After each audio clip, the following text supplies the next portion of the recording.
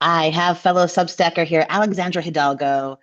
Oh man, whose work I've been really enjoying for such a long time. And Alex, you're someone that, I've been wanting to chat with. I know you've been wanting to chat with me as well. We met each other on this wild, silly, fun website, and I've just been loving your writing. To learn Thank that you. you're a Thank you. multi-hyphenate. Thank you. Oh, dude, thank you. And to learn that you're the multi-hyphenate you are, filmmaker, professor, novelist, essayist, YouTuber. It's so cool to have you on here. Thank you for being here. Thank you. Thank you for having me. I'm so excited. I'm so pumped. I'm delighted to introduce you here, Alex, because I think we do have a good deal of overlap, just because we've been sharing each other's stuff. That's really, really cool. But for those of you who have not seen Alex's work when I share it, Alexandra Hidalgo left Venezuela for the US at 16, and now she's an endowed chair and associate professor. Um, the Crow Chair is the title, Crow Chair of English at the University of Pittsburgh. Her writing and documentaries, of which there are many, have been featured in The Hollywood Reporter, IndieWire, NPR, The Criterion Collection, and Women in Hollywood. She writes about relationships across time and distance on her Substack, which is called Love in Many Genres. Such a lovely title. And I encourage you all to check this out. She analyzes big hearted stories on her YouTube channel, All the Love. I think you are the first YouTuber I've had on Oh, too. You really, it's so it's yeah, it's so cool to kind of like watch what you're doing across all these different mediums. So I know that you've got a lot of irons in the fire, Alex, but I know that you always, wanted to always sadly. happily. That's the life of the multi Both hyphenate. happy, sad. Happy and sad. Yeah, I get that. But you wanted to read from an essay of yours that you had published Yeah, on Substack. Yeah. Can you tell us yeah, a bit about that essay? yeah. So, I was trying to figure out what would appeal to your audience, right? Because our audiences are meeting here right now, and I think post-COVID, we have all felt a little bit disjointed emotionally Yes, from each yes, other. Like all those years, because it was years of isolation, yes. um, took a toll. So I'm gonna read from a post that I did where I was trying to think about how do we undo that? And Mm, um, what have I learned personally, I who am always moving around, about how to undo some of that damage. So awesome. here we go. Of course, I have to find the document, but I will do it very fast. Look at that. I found it. So the post is called Sustaining Love Across Time and Distance: Tricks of the Long Distance Relationship Trade. How do we lose people, not just any people, but the ones who shaped us and populated our days? Growing up in Venezuela, I had three best friends, Sofia, Romina, and Naya. I loved them fiercely. I still do. I remain close with Sofia and Romy, but I lost Naya.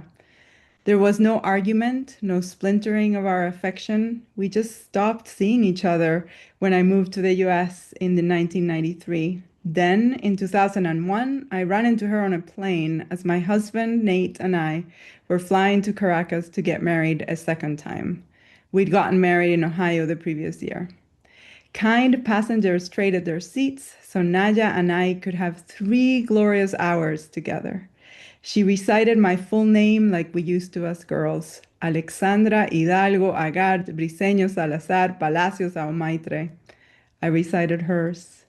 We were women on a plane, but we were also girls in her bedroom speaking parallelepipedo, our own version of pig Latin, and drawing countless versions of the strawberry shortcake villain Sour Grapes. Why did we love her so much? Our connection remained unsevered, and I invited her to our wedding. We parted with the certainty that we'd see each other in a week, but she had a family emergency and couldn't make it. I never saw Nadia again, though I suspect if the fates ever reunite us, we'll go right back to our drawing days. Maybe she'll even remember why sour grapes tickled our pictorial fancy. We've all lost so many people, not just those who are no longer in the world, but those we lost touch with. This isn't a post about finding them again. but about not losing them in the first place. This is a post about holding on to the people we love despite geographic separations. I don't need to tell you that loneliness hurts. You know that already. And as loneliness becomes a global epidemic, we're also assiduously studying how it affects us. Research shows it's a nuanced condition. You can be consistently surrounded by family and friends and still feel lonely. If people don't listen to you, if they take from you without meeting your emotional needs, you'll feel as lonely as you would without them. Like so many of us today, Nate and I have moved around a lot. So we keep having to leave our most vital relationships behind and start over. It's hard and painful work, and it means you feel lonely in your new home. Perhaps the most visceral description I've encountered is that loneliness is as bad for you as smoking 15 cigarettes a day. That's a lot of cigarettes. So here are the strategies I've learned for keeping your body and your heart healthy by staying in touch with those who nourish you and for nourishing them in return, even if they live far away. And now you have to read. Now you have to read. What those are. So you don't Yeah, end up there's with not even a 15 paywall. cigarettes Yeah, a right. day. It's not behind Uh, the payroll. it's They not won't. paywall. No, No, I no. know. It's the paywall of curiosity. You got to get over that There you wall. go. Yes. Yeah. You just Um, gotta click and find right, out. right. Oh, Alex, thank you so much for that. It's when you were describing this as a post, it's factually accurate because you share posts on Substack, right? Yeah, It's kind of like a log form social media. And it's also a bespoke essay delivery service. Like I think we use it both ways of because course. that piece you read from it has very practical applications, right? Like the list you were getting into, and it has a very sort of like heartwarming and like affirming tone that is just so lovely to read. And it's also memoir. It's also taking place in your past and talking about very specific stuff that is also very universal. Um, and this brings me back into a kind of a big question I have for you about the many hats you wear, right? Like, it's an essay that's also a post, right? You're a professor, um, and English professor, filmmaker, who's also a YouTuber, right? And you're someone who I think your work is really interesting to me because you are not um, in any way afraid of, or I think we've probably both had colleagues who've maybe held up their noses at like, oh, I'm not going to engage with this sort of digital sphere. Um, but these things, like the work you're producing, both, like the written work and the filmmaking you're doing, is also really feeding the work that on all your social media platforms, and again, I'm almost hesitating to call this social media. Like it's Substack is, yes, it is, and it's also kind of a hybrid form. I could go on, but I won't. The point is, I'm so interested, Alex, in how you see this stuff weaving together, and maybe we could start with the YouTube, the All the Love YouTube channel you have, which has got a good amount of subscribers. Um, how does that weave together with your filmmaking? Because you're doing criticism there, and you're making film in the other kind of realm of your life. Let's talk about that. Maybe segue into the Substack and your novel writing. All right. I'll start by saying that when I first wanted to come up with a name for my Substack, I was gonna call it Love in Too Many Genres because that's what, Mm-mm. but I didn't because I was like, I don't want to have a negative term like a negative title, but that is what I feel like it should. Anyway, so the YouTube started like this. And this is, I know you're going to ask me at the very end because I already saw the questions, what my advice is for people who also Yes. want to be multi-hyphenate. So I'm going to start by giving a bit of advice that has to do with serendipity, right? I love So it. Love it already. YouTube started because somebody sent me an email years ago, like maybe 3 years ago, and they were like, "Oh, you have won all these awards as a documentary filmmaker, small festivals, but I've won awards like all over. Mm-hmm. And we should put them on YouTube, and then they would have a new audience Mm. because the thing with film festivals is that you put your stuff and it only works for like 2 years, and then they don't want to see them again, right? And Right, right. it's a small audience. It's wonderful. It's a wonderful audience, and it's peer reviewed in a way, right? Like you have to get in, but it's still a small audience. And I thought, okay, that sounds great. But of course, super busy, no, don't have time, whatever. But it like sort of stayed in my mind where I was like, oh, well, yeah, wouldn't it be nice to give my old work some new audiences? So Yeah. eventually, like literally, I said, look, you need to give me like 8 months, and then I went back to him, and I was like, so what? T Tell me more. And yeah, I mean, his original pitch was simply, let's just put these movies, break them into scenes as well. So we'll put the thing and the scenes and see what happens. And Yeah. that's how like Teta, which is my movie about breastfeeding my second kid for 22 months as a working mom, that Hmm. ended up getting all sorts of tens of thousands of views, like the scenes. I don't know, it was great. Yeah. Yeah. Yeah. Yeah. Or suddenly reconnecting with this film that did really well and nobody was watching because where were they going to watch it? Sure. Um, and I thought, okay, this is wonderful. I am so happy that this is happening. But I also, for those of you who want to be multi-hyphenates, let me put it out there. Filmmaking is brutal. Like the Mm. actual documentary filmmaking or fiction filmmaking, which I have not done. You end up oh my God, having to raise all this money and you have a crew, which is the best part. I love working with a crew. My favorite people in the world, well, I have many favorite people, but some of my favorite people in the world are my crew members. I couldn't love Yeah. them, but it's all consuming. And then it might just be seen by like 1,000 people on this. Just Right.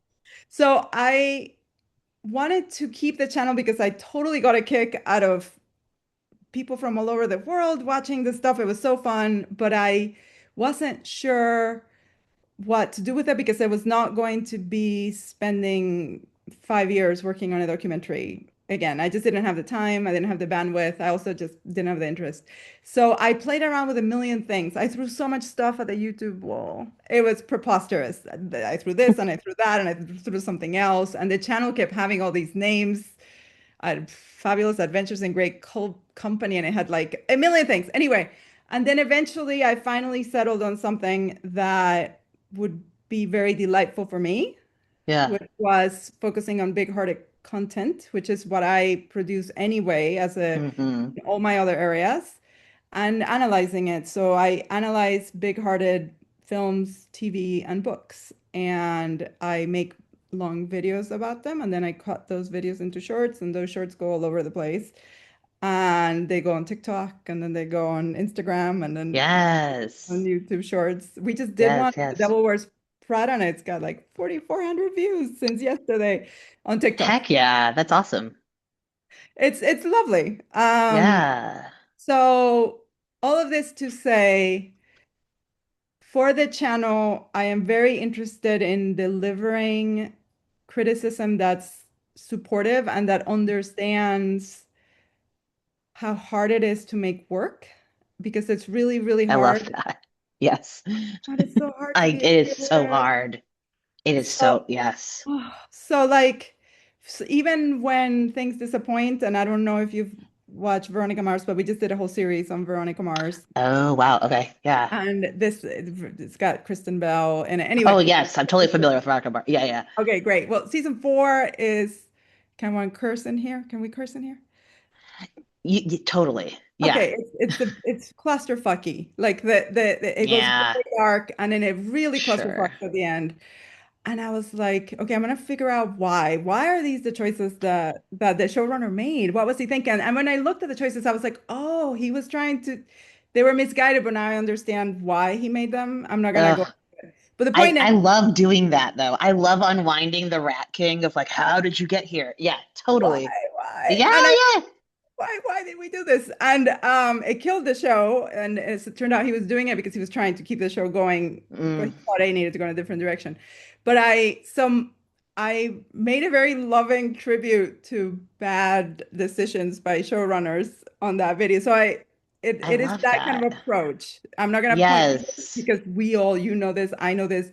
We mess up regularly as Yes. creators, but I also am not gonna let them off the hook, and I'm gonna analyze how people who love this more than anybody else could, right? Like nobody's gonna love his show more than him, can Well, still see, mess it up. and that's the thing too, Alex, is like I love that kind of criticism because it's not this like ad hominem thing where it's like you bad, you ruined show, you evil man. No, it's and I that's kind of like this like, you know, the fandom mob energy that I do not affiliate with. But I love the kind of criticism that's like, listen, these are some choices that are so rarely made in bad faith because it's always the case, right? That people are just like, I just want this to keep going. I'm interested in exploring this perspective. You and I, as like people who have done writing and been you're a filmmaker, I've been adjacent to it. It's so often the case that these are choices that people make in like, oh my God, a desperation and goodwill. I think that in the much rarer cases where someone's like, hey, I'm gonna write this out of spite. Like I'm full of rage. Okay, that's a maybe a different category, but this kind of criticism is so much more interesting to me. It actually maybe like we could talk a bit about this in the context of your Substack too, because you know, you used the phrase earlier, peer reviewed, which this is, for those of you who don't know, this is kind of like the golden emblem of the academic world, right? Your work needs to be peer reviewed, i.e., needs to be determined to have been valuable by a jury, by a group of your peers. This is how you get published in academic journals. This is how you get tenure, so on and so forth. And there's plenty of truth to that, right? Like this is about like work being seen, judged by a certain set of criteria, and a kind of validated or affirmed. But we could go too far down that rabbit hole, right? And I think your Substack, what you're doing on there is kind of interrogating that a bit. Like, it can't be all about hierarchies and affirmation and validation. And we certainly can't be gatekeeping things because, my God, that's exhausting. Can you talk a little bit more about that in the context of love in many genres? I can. I have to say, I am the editor-in-chief of a peer-reviewed journal that called Constellations. I didn't put it there because, but it blends Yeah, scholarly thinking with storytelling. And what I'll I say love that. about us is that when you publish with us, you Mhm. have had two people who are experts in whatever it is that you're writing, giving you all sorts of very loving, because I study feedback as love, Mhm. feedback. And then one of our managing editors and me, we have all also giving you all sorts of feedback, all in like memos that have been, Totally. hierarchized. And we try so hard, and then we work with you through many drafts. So Yeah. there's this whole, so I think peer review might get a bad rep as just being a stamp of approval, and I think sometimes it is. And sometimes what it is a bunch of people who are overworked and underpaid, spending their Saturday trying to make your work shine. I've With definitely been in that group as well. Yeah, the giant memo of like, we love this concept. Please resubmit. Totally. There's so many more angles to this too. Yeah, but keep on going. Yeah. So anyway, that is, I just want to throw that out there. Yeah. But I also feel that, but by the way, because of that, it can take anywhere you submit something, and if it gets published within a year and a half, that is the fastest that it can possibly get published, which if you're writing Yeah. about, usually it takes 2, 3 years for the thing to come out, for all of Yeah. the processes to move, right? Yes. Yes. So if you're writing about current events, by the time that it got published, it's like, ho hum, that's whatever you were Right. talking about is gone. So as much as I love peer review and especially the craft that goes into making the work being the best that it can be, I'm a much bigger proponent these days of working really hard on your thing, having somebody read it. In that case, it's my husband, the one that was on the plane with me, and we got married twice. Actually, we got married 3 times. It's preposterous. Anyway, all within like a year. Um, and putting out the best work you can and letting public opinion tell you how it's doing, right?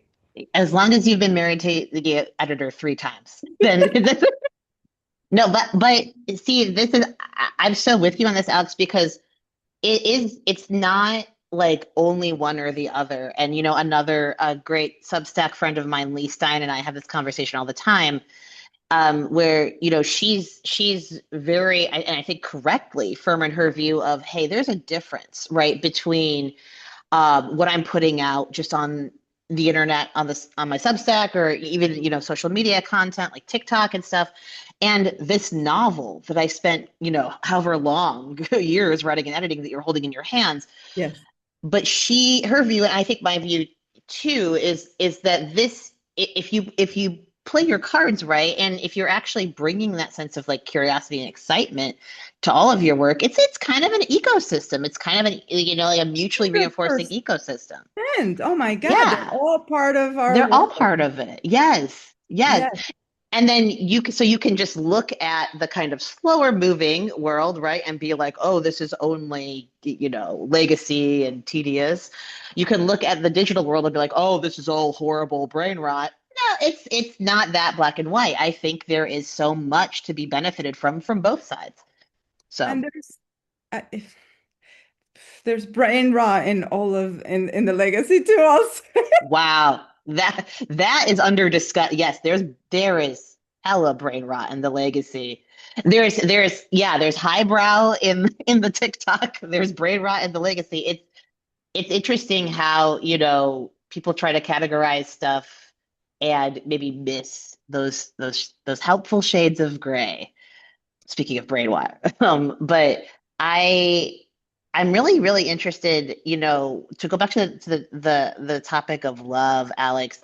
You you're moving through a lot of spaces, right? And I have in my life too, moved through a lot of spaces where it's like hierarchy is a thing, right? It's like Oh, I'm a filmmaker. I do have to submit to this festival. They do have to accept me. Amazing that you got these awards for these great films you've made. That is also a selection process. I've got my novel out. It's on submission to these different publishing staring houses. right Will they now. publish me? Oh, You're querying, but I'm telling you, even after that, right? It's like the agent then has to no, try no, again. no, I know, I know. It's so intense. I'm going up for tenure. I could give all the examples till the cows come home, but a lot of these situations, I think people tend to focus on the refinement of judgment, focus on like, well, this is the good work and this is the bad work. And what's always been really striking to me about what you do is you're like, no, I really actually want to focus on like loving things. I want to focus on like what is redeemable, right? Even about this outrageous Veronica Mars season, right? I'm so curious to hear you talk a bit more about love, like literally love and how that's kind of shaped your writing. Yeah. Because it's in the title of everything I've read by you, watched by you so far, and Yeah. it's awesome. So tell me more about that. Okay. So I think it was 2019. I was taking a class with Carol Dean, who is somebody who she's got an amazing story. But anyway, she figured out that you could buy cheaply the odds and ends of celluloid from the studios Ooh, because they would cut them after, if they had only shot for a little scene, they would cut them and they would just throw them out. But celluloid yeah. was really expensive to film in. So she helped like spur the indie, like John Cassavetes and a lot of indie filmmakers. Wow. They were able to make their films because they would buy a much cheaper version of celluloid from Oh, her. that's so cool. It's so cool. I love Carol. And she was Oh, teaching this class. amazing. Oh, she's so fun. And it was a class it was called intentional filmmaking. And it was half Mm, system, half practical, which is about where I'm at anyway. And one of the things that she had us read this whole book on quantum physics. And anyway, wow. the idea was figure out what your mission is in life and articulate it and then tie everything you can to it.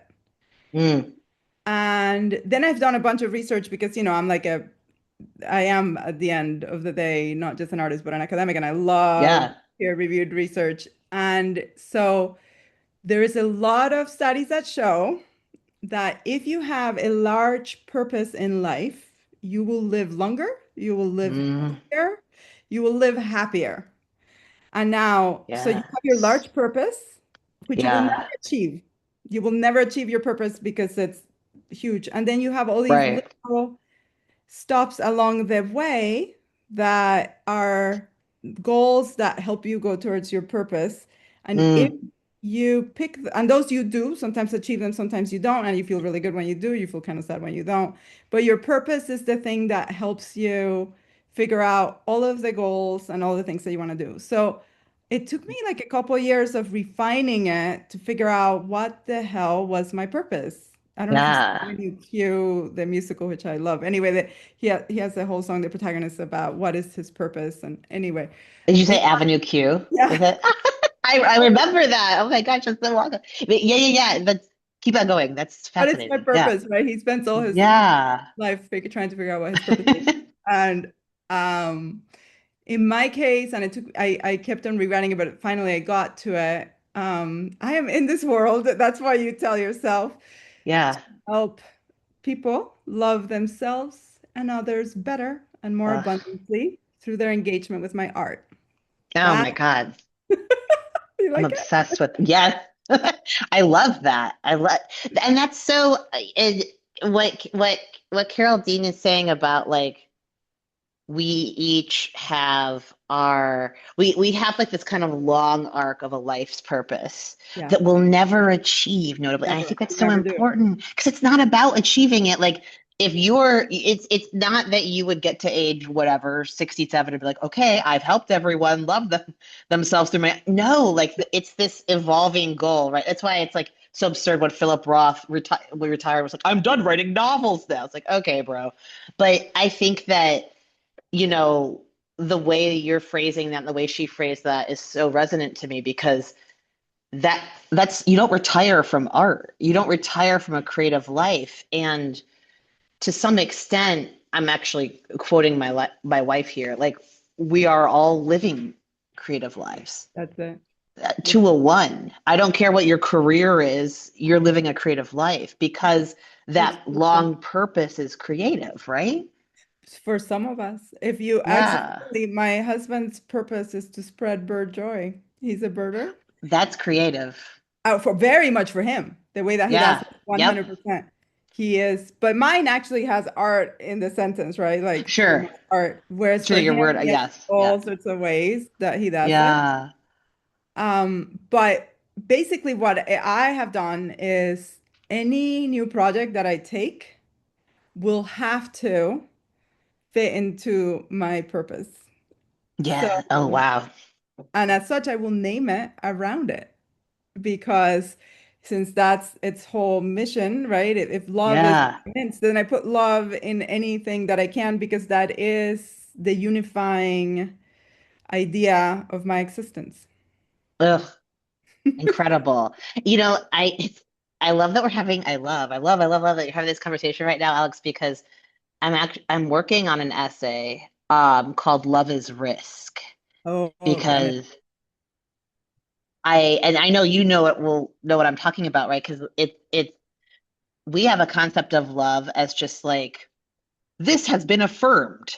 This has Yeah. just been uncritically affirmed. And I love I it. know the little bubble, right? Thumbs up. And here's some maybe, I guess the psychological term would be codependency that follows, right? Like I said yes to you, and then we're going to be attached at the hip. And if you sort of diverge from that emotional state or that creative state or that physical, you name it, state in which I said yes to you or yes to your work or yes to this political party, you name it, well, then we're going to have a problem. and and Yeah. and Yeah. that's not how love works. I think that you had an essay recently that really captured that, where you talked about when being all in becomes being Oh, all out. Yeah, you brought back Gilmore Girls. Thank you. Um, but I loved how you got it in there too, right? You had this like teenage love and things changed. And you look back on yourself. I loved how you look back on yourself when you read I, your own letter. um, Yeah, say more. you guys can read that one as well. Maybe You we'll got put to it read in that the way. description. But basically, yeah, I met my first love, Leo, when I was 14, and oh God, he was an angel. He was love. Actually, it's funny when I was writing it, I realized that the man I married, the love of my life, is they're not that different in demeanor or sense of humor and Yeah. kindness and whimsy. They're similar. But then I moved to the US and I was like, oh no, we're totally gonna be together. I don't care if we live continents apart. This is gonna work. God. Um, Adolescence. but anyway, he was smarter than me when it came to that, and he broke things off. And then I didn't realize it was like the most hurtful of letters until years later, until I was Uh, revisiting it with a guy friend of mine, and he was like, "What the hell did you do?" And I was like, and when my husband read the thing, and he was like, "You were a woman scorned. What did you expect?" I was like, I didn't expect that I would do this. Anyway, it is, yeah. yes, sometimes we hurt people without even, like, it takes us years to Yeah. understand why we hurt them or that we hurt them. And it's so confusing. And that's one of the risks of love. Back to your essay. Yeah, absolutely. It's when you are when you fall in love or you are in love, I think you do not realize, right? Whether that's with a person or even if that's with like a book, right? Or um you don't realize that like there's a human right there. That's there's a human who's just as fallible as you are, and that kind of idealization is something that I think we reckon with both successfully and unsuccessfully in life and in art. And it's really just it's cool to see someone else, doing that just on like even just on Substack, right? It's we have such a polarized conversation, and here you are saying, listen, we can make mistakes and love is complicated, but it's all still beautiful.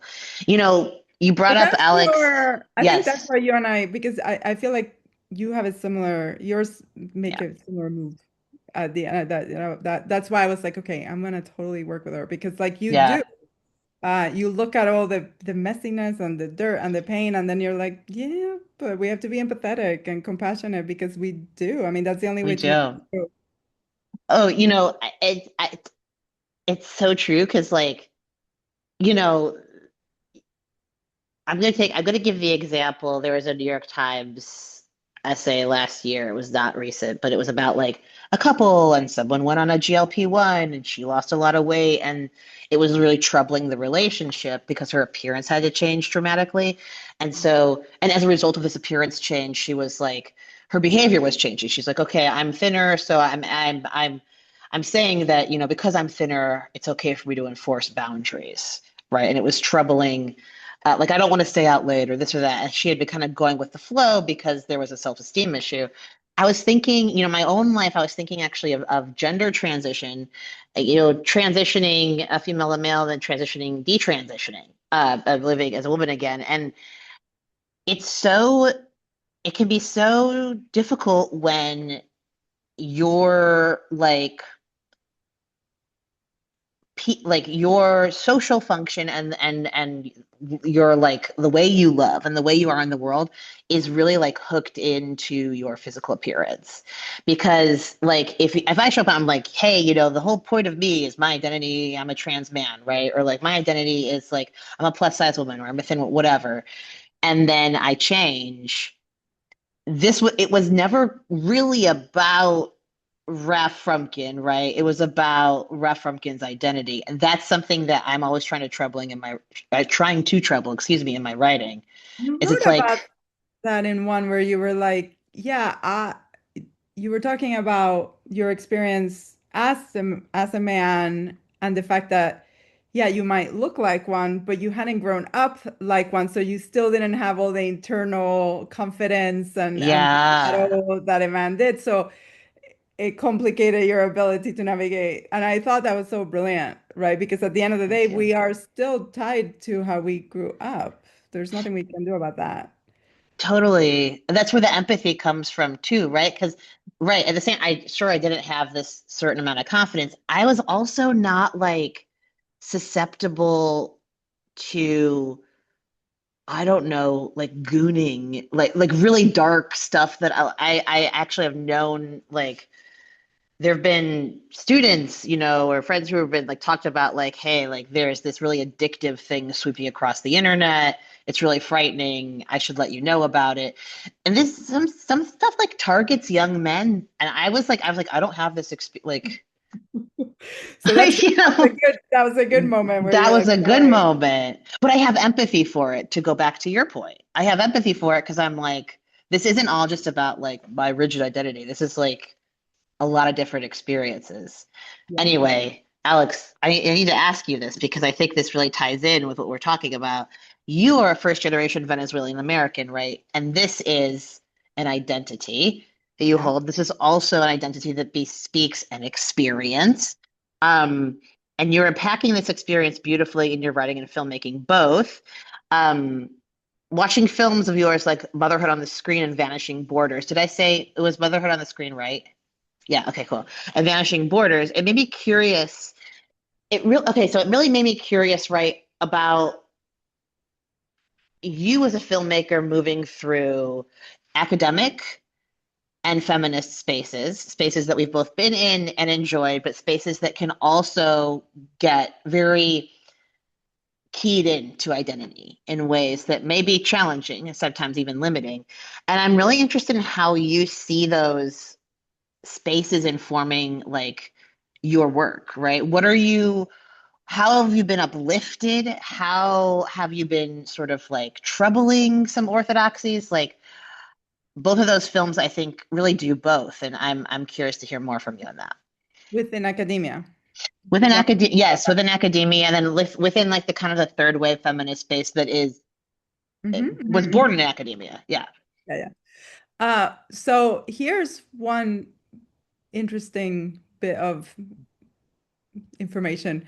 My little brother, who was actually born, my mom married twice. So when my beloved baby brother was born, I was 19. I was in college. I was a freshman in college. And I was like, but we're very close.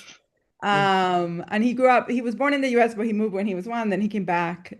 He got like a D2 soccer scholarship, full ride at a tiny little school called Oakland City in Indiana. Mm, And we would talk about our experiences, about people like the beliefs of the people that we were surrounded by. And he was like, where do you live? What is your universe? Because it has nothing to do with mine. I'm like, well, you're at university too. And he was like, yes, but you live in a cloud of like liberal thought and yeah. acceptance and so on. And I was like, right, because my worlds are academics and artists. Yeah. Tend to be very liberal people, thank God. And he was like, wow. Anyway, so I do want to say academia, if you're going to be an immigrant, is a pretty nice place to land Yeah. because people, mostly in my experience, they really deeply appreciate your what you bring into the Hmm. world. They want to learn from you, and the few that don't know better than to say it, at least in the Yeah. humanities. So they at least pretend to care, and it comes out in different ways. So let me start with that. If you, Yeah. well, actually, let me start with this, which is a bit ridiculous, but it's true. I was not a woman of color until I moved to the US, right? In Venezuela, Which I is was, such an interest. Yeah, no, I know. I think you wrote about that, right? Or you I'm, mentioned it. I'm Yeah, sure I've written about it many times because yeah, it's, I know exactly what you're talking about. Yeah. I was, in Venezuela, I was like an Huh? affluent aristocratic white girl, right? Like that's Yeah. what it was. And then I moved here and I was like, oh, I'm of color. Oh, okay. What does that entail? Yeah. So this conversation that we were having about you and you grew up one way and then you're trying to embody this other thing and Yeah. it fits. I don't have a lot of the hang-ups that sometimes come with you. That question originally you were asking about class as well, right? In the Mm-hmm. original version. I don't have imposter syndrome. I don't have a lot of those hang-ups because I grew up without them. But it Right. wasn't until I was 16 that I realized, or that I was put in a situation where I was minoritized Mm-hmm. But of course, I moved to Centerville, Ohio, Dayton, and I was exoticized in interesting ways. It was fun. They were lovely, but so Sure. um, being a person in academia of color as I am, which is, if I don't open my mouth, I don't necessarily ring a lot of bells for people. When I do have an accent, which is its own mark. It's an interesting mark to carry that I've done my best. Yeah. Actually, this is why film is great for me because I'm like, I am gonna have my accent and you're gonna hear it. Yeah. And if you don't like it, it's too bad on you. Actually, it's funny. I have somebody on YouTube and I appreciate all engagement. And this person is so kind about it, but he has OCD. He will tell me, he's Uh-huh. like, OCD and all these other things. And I need to tell you that you mispronounced this. Yeah. And I'm always like, Okay. thank you. That's so kind of you to tell me. Please keep watching. Yeah. But one of the ways in which I'm most marked is through my accent. Uh, And film allows me to put my accent, so that's YouTube, put my uh, accent front and center. yeah. And I am very grateful to be able to do that because I think sometimes we think that accented people can't be eloquent or they can't be Yeah. happy or they can't be whimsical. And I try to be those things. And in academia, my digital work and my film has been widely accepted. I didn't start making films until I was an academic, and I did it because I was studying rhetoric, which is a very traditionally academic way of thinking. Like it's very research oriented, and the artist in me Yeah. was lying. Like the Yeah. artist in me was just like, I can't do this. And they themselves suggested it. They were like, make movies. And I was like, what? Okay, I'll make movies. Yeah. But with all of that said, I think, at least for me, it has been a huge boon. I have a very satisfying career as an academic, and my Yeah. ability to make films has gotten me there. All of that does not negate the fact that when I was going up for tenure, they were like, that's very cute that you have a movie called Vanishing Borders, adorable. You're not going to get tenure until you also have a book. Yeah. So I had to Oh, Vanishing Borders, which was a lot of work. And then I also had to write a book. yeah. Yeah, your 10-year home is a print home. Yeah. I think, Actually, it isn't because it was the first book oh. of video essays ever published. It was Oh, it's the thing you sent me the chapter from. Very nice. Okay, cool, Camera cool, cool. Rhetorica, but it was Yeah, peer yeah, reviewed. yeah. It But it was was peer from reviewed. a digital press. Yeah. And it was actually a fabulous experience to make it, but it meant that within the first like 3 years of my career I had two babies and I was running two different journals as back in the day Oh, wow. and I was also having to finish a book and a movie also I could get tenure. So all of what I will say is academia is a wonderful place to land if you come from a different part of the world. Hmm. At least the humanities. I hear that some of other areas might not be as welcoming. But in the humanities, it is lovely to land. And if you make arguments for yourself, I think that making digital work can be uh, something that becomes part of your calling card, but it will not replace peer reviewed Peer because reviewed print. Yeah. That was we such a debate at my old institution too. But back to I think the immigrant experience in academia, there's so much truth to that, Alex, because when I was watching Vanishing Borders, and one of the interviewees, I think she was Australian, but she Delaney, was, oh, Delaney Rogers. yes, yes, and she was talking about her experience of now here's someone who actually grew up very, very much working class, right? Yeah. It's very different from how you grew up or how I grew up, and also grew up outside of the US. And uh, academics both in Australia and in the United States, Yeah. were her access to a kind of class mobility. And I think Oh, this is so real because, I'm not like first generation experiencing the impacts of we just immigrated here, but I'm absolutely part of an immigrant family. And the kind of like we do school, there's sort of that Jewish immigrant, like Eastern European immigrant, like we do school really well. School is like our church, oh yeah. even though we don't go to church, but like Out this is or in. right. Yeah, yeah, exactly. Yeah. And so the huge benefit to that, right, is like there's the obvious one of knowledge and learning. This is great. Reading, oh my gosh, ideas, all of that, wonderful. There is the benefit that Eleni experienced. I think a lot of people, um, I would say really decreasingly, but a lot of people have had the experience of being able to access a higher quality of life through academics. It's huge. Being able to immigrate because, listen, my visa is an education visa, and that I've been hired now. So, all of this is I think profoundly beneficial. Um, where I have found, and this is kind of getting into my question about like Wait, before you academia. say that, can I say something about Melanie? Yes, yes, please So do. first of all, Melanie is one of the people, we're going back to the beginning, who shows up here. Hold on, let me drink a bit of water.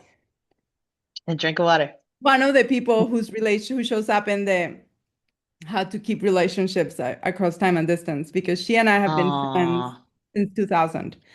oh And wow. and Mel, while I was making that film, she housed me for a whole month.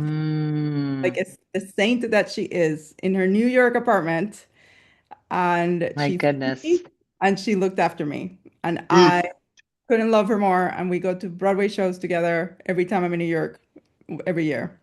it's really sweet.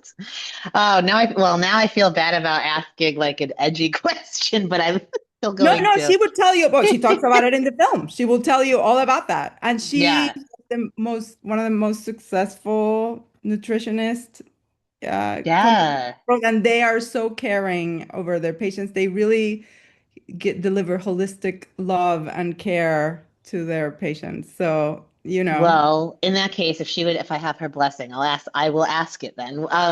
It's basically like academia, tool of upward mobility, amazing font of knowledge, really great space for a lot of reasons, and not so great for other reasons. And so, the question that I want to ask you, Alex, is what are some trends or orthodoxies you would love to see higher ed shake? I have my own. I have some, like here's what I'd love to see higher ed do in okay, let's terms hear it. of, you want me to do? Okay. So my two things are um, accessibility. I think this is the one we all have, right? I like it's there's a way in which like the college education as it's structured plus the price of the college education, obviously, um, are not really like fitting with or suited to a lot of the lives of young people and the kind of socioeconomic spaces that kids are in. And I think that like the promise of higher ed, right? The excitement, the thrill, the learning and the ideas there, that is actually being supplanted with a kind of a more algorithmic trajectory that does not always instill critical thinking. And so like, if I have a choice between going into debt to get a graduate degree, right, or I could just like get really famous on TikTok. Yeah, I'm gonna get famous on TikTok. I'm like, It's very 19, hard to right? get really famous on TikTok. Let me just put it that way. But But it's even harder to go into debt to get a grad degree. So that's what I will tell you. Um, but it's I so there so it's I'm just saying kids are thinking in terms of a ROI, return of investment, and they're not liking what they see, I think, there. But the can other I thing I say a want to couple things say, before you do that you one? absolutely can. Yeah. This before the second one? Yeah, jump in. For Sell the it to me. Sell I higher don't ed to me. well, I need to get fresh data on this, okay? Yes. Because it's been a while. The last time I looked, it was pre-COVID, but at least pre-COVID. the return on investment of a college degree, if you in fact got it, was Mm, actually really high. So uh, it opened all sorts of doors for mhm. you in ways that it made it worth it for you to have that expense. I was very happy. It made me feel good because I want to work in a place where I'm making the world better. One of the reasons why higher ed is as expensive as it is, and I've always worked or studied mostly, almost always at public institutions. Mm, So, and private institutions are in a whole lot of trouble of a different kind. But public institutions, they keep shrinking the amount of tax money that we get because the government has turned towards the right. So the less tax money that we get, the less we have to work with. And then on top of everything else, our current administration has made it really, really hard for international students to come here. yes. And Oh, international yes. students pay twice the tuition, Mm, which means that a university like Michigan State, where I taught before, I taught at the University of Pittsburgh, had it. Like a lot of the sustainability of their financial future had to do with the thousands and thousands of international students that we got, and now they're not mhm. coming here. So I 100% agree that we need to lower the cost of education. I'm not sure how, right? Because I'm one, not sure. Yeah. because governmentally, we're making choices that make it really, really hard for the universities to survive. I amen to that, sister. That is the case. Yeah. I wonder what you have to think about my second, it's not even an objection. It's just a light kind of redressing of an issue that I think has been around for a long time. Um, I have the amount of groupthink and ganging up on people and like this kind of stuff, like human behavior that we see on the internet, right? That we see anywhere.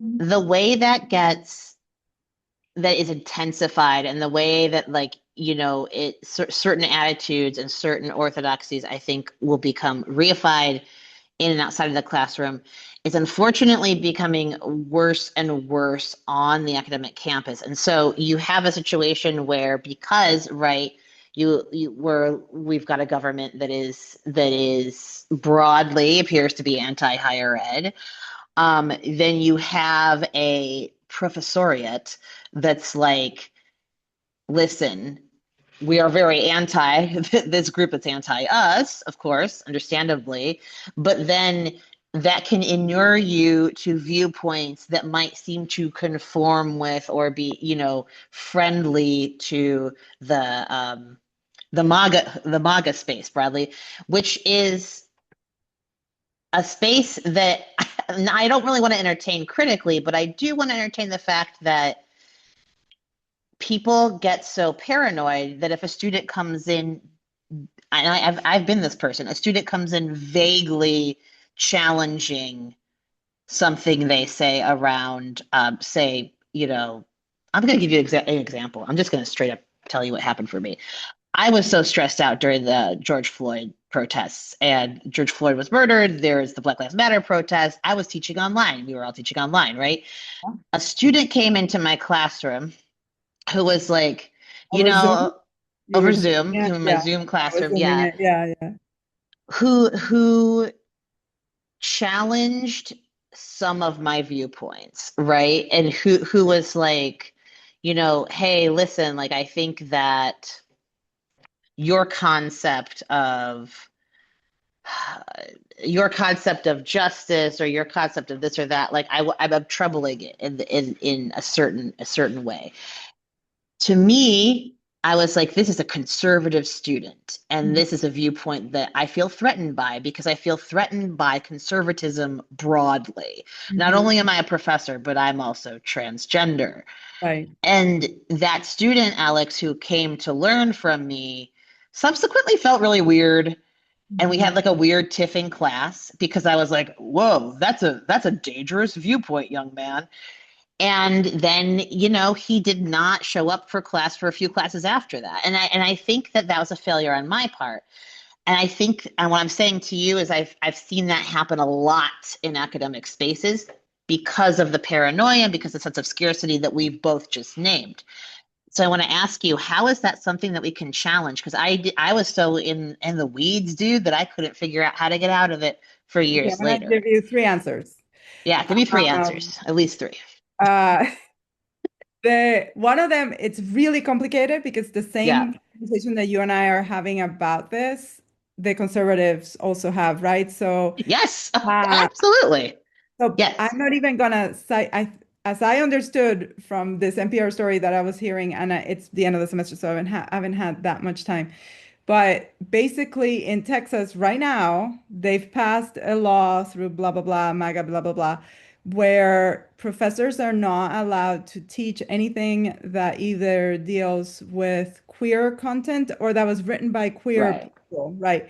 So even Plato, the the symposium, because it talks about there being two genders, that's out. You can't teach the symposium right now in Texas.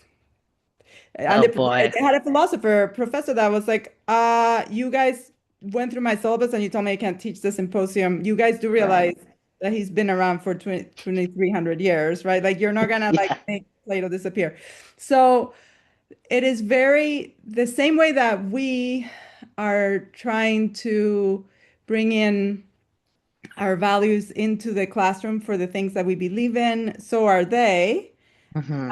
And it's the same move and it's complicated. Totally. And I'm like, well, that student is paying tuition. They got into the school. We need to Yes. welcome them now. So first of all, forget COVID because COVID was just one of the worst times that we've ever experienced. So it's very hard. Teaching during COVID, my students wept on a regular basis. I don't make Yeah. people weep. I'm very sweet and loving, and I would be like, "How are you doing?" And like all these grown-ups were weeping. So, Yeah. but if this was happening today, and I'll explain why that doesn't happen to me that often. But whenever there's a complication with a student. As the class ends, I go, "Hey, X person, do you have a minute? Can we talk?"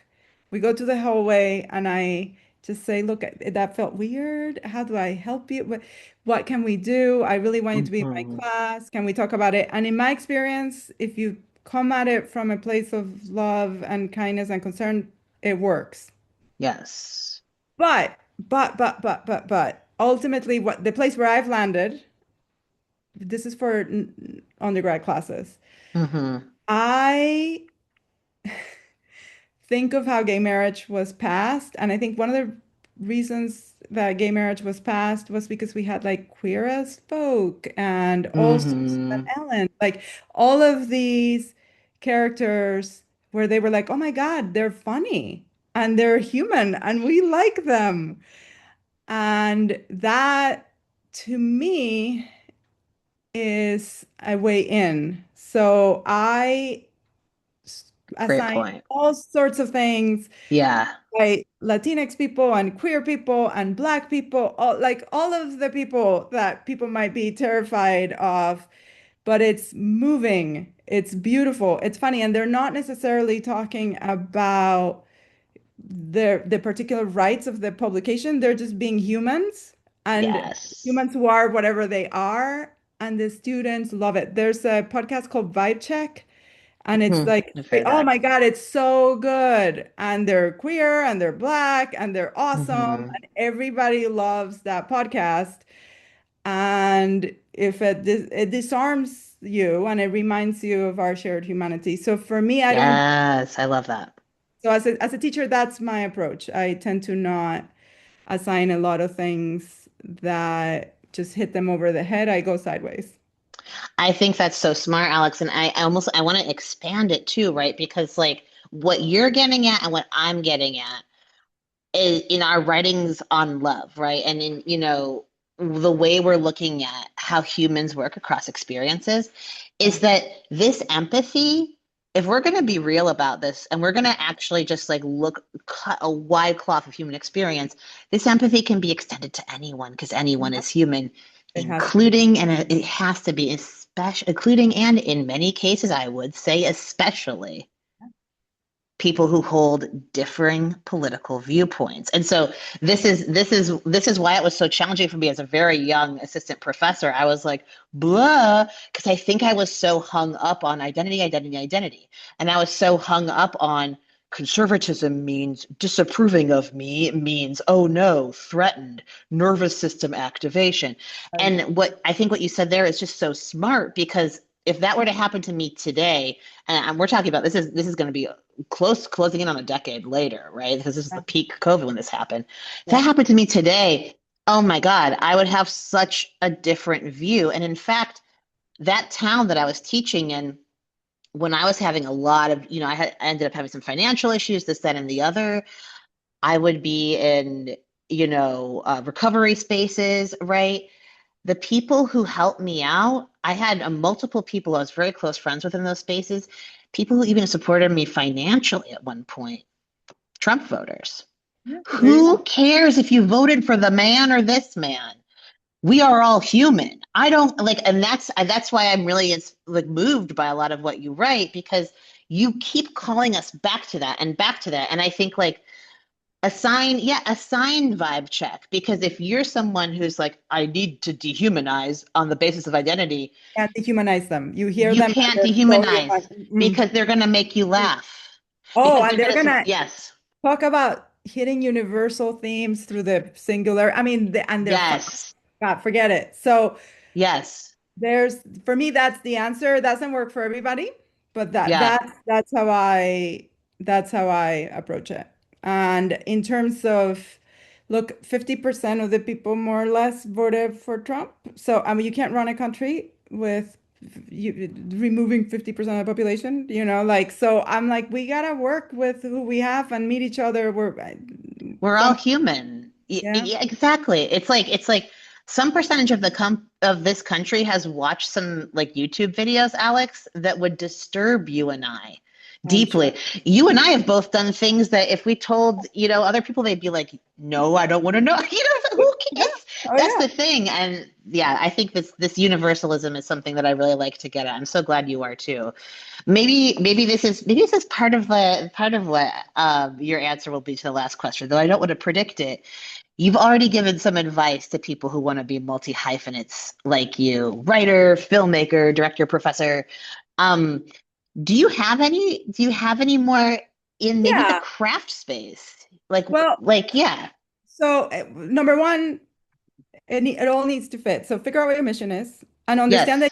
that it will take, as I said, it took me a couple of years to articulate it the way that it made sense to me. But it Yeah. was always a lot. So first, figure out what your mission is. And then you tie everything around it to the best of your ability. The things that you get to pick, what they're going to be, you don't always get to pick, but often you do. And then you have them feed each other Mm-hmm. because what you learn from one will apply to the other. Mm-hmm. One of the ways in which I managed to, as I talked about, I was trying to do all of these projects plus raise two children, plus, have a loving relationship with my husband who is very dear to me, plus work. And one of the things that I figured out was, okay, they're not letting me use Vanishing Borders, my movie, for tenure. So I'm gonna take what I learned about making that movie and I'm gonna turn it into Camera Rhetorica, my video book about feminist filmmaking methodologies. So even though they didn't let me, use it, I was able to use the time that I spent on this one, all the things or the lessons that I learned from this one and apply them to this one. Yes. And then people who like Camera Rhetorica will watch Vanishing Borders, so it also grows those audiences. So there's a lot that you can learn from each project. And Mm-hmm. you should definitely use it to your advantage. The things that you have learned, you are then going to put them together and then you're going to apply them. And you should promote cross-pollinate, right? Cross-promote. Yeah. So I put my YouTube on my Substack. I always put Yes. a couple of YouTube videos on the Substack. Anytime on every pinned comment on my YouTube videos, there's a link to my Substack.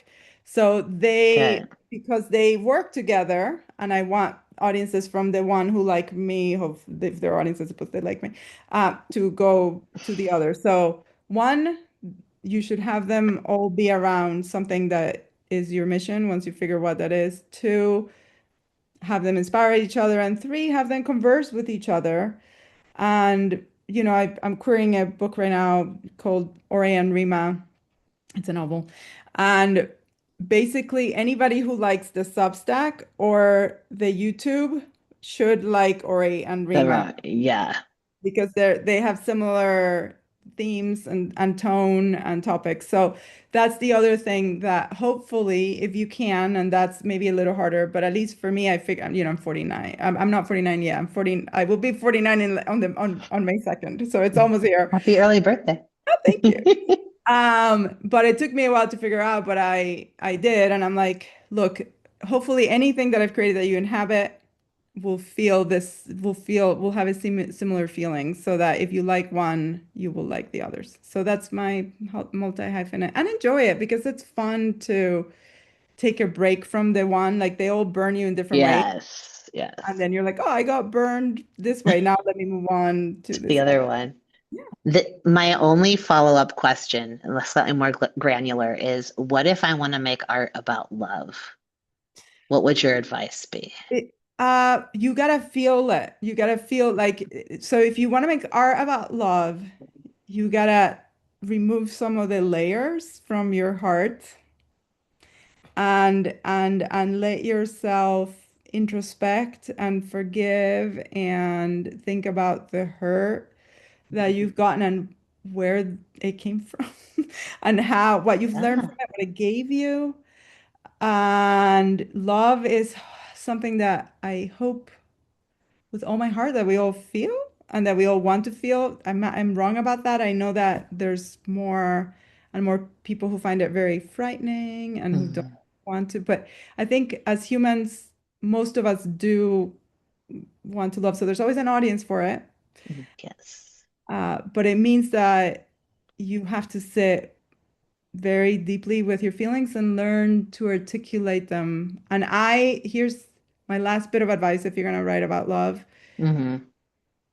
If the person you're writing about were to read it, make sure they don't hate you afterwards. Like what I'm trying to say Mm, is like I wouldn't take cheap shots at the people you're writing about right. No. Yeah. because that's low. And I might be wrong. And actually, that will probably get you more followers or whatever if you take cheap shots. But I Yeah, at but least mm, try to make sure that when I'm writing about people, I imagine them. And if we ever yeah. see each other again and they have read the thing that I've written, I want them to be like, yeah, that might be her version, but that is a version that I can live with. I love that. I love that. And it goes back to the empathy piece too, right? Oh man. Alexandra Hidalgo, thank you so much for coming on the Vidcast podcast. It was beautiful. This is so fun. And I look forward to us doing a lot more fun things together. Same.